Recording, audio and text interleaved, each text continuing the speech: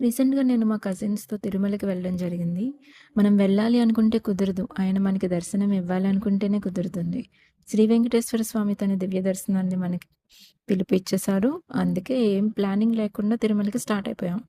తిరుపతికి రీచ్ అయ్యేసరికి మిడ్‌నైట్ 2 అయిపోయింది. ఎస్ఎస్‌డీ టోకెన్స్ ఎక్కడ తీసుకోవాలి? ఏ టైంకి తీసుకోవాలి? అన్నీ ఎంక్వైరీ చేసుకొని, ఇంకా బెస్ట్ ఆప్షన్ తిరుమలకి రీచ్ అయిపోయి నెక్స్ట్ డే కిందకొచ్చి టోకెన్స్ తీసుకుందామని డిసైడ్ అయ్యాం.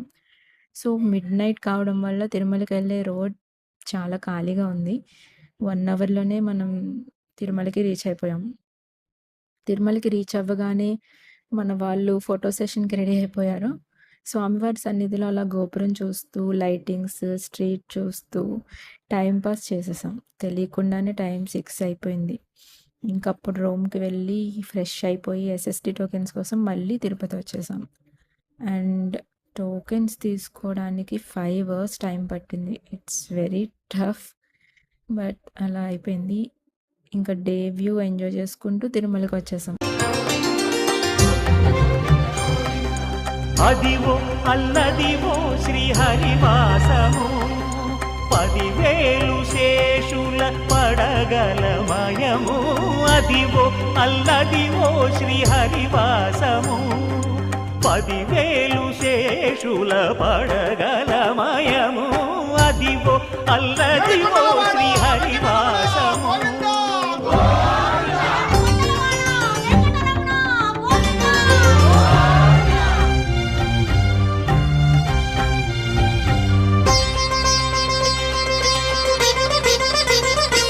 దర్శనం నెక్స్ట్ డేకొచ్చింది. సో, ఈవినింగ్ అంతా అలా తిరుగుతూ, మాడవీధులు షాపింగ్ చేసుకుంటూ, స్వామి సన్నిధిలో అలా టైం గడిపేసాం. నెక్స్ట్ డే ఎర్లీ మార్నింగ్ లేచి దర్శనంకి వచ్చేసాం. 2 అవర్స్‌లో దర్శనం అయిపోయింది. స్వామివారిని చూడగానే ఒక దివ్యమైన అనుభూతి కలిగింది. అది మాటల్లో చెప్పడం అయితే కష్టం. You have to experience it by your self.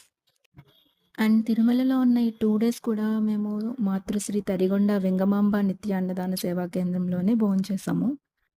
ఇక్కడ ఇన్ని లక్షల మందికి ప్రతినిత్యం అన్నదాన సేవ చేయడం చాలా గ్రేట్.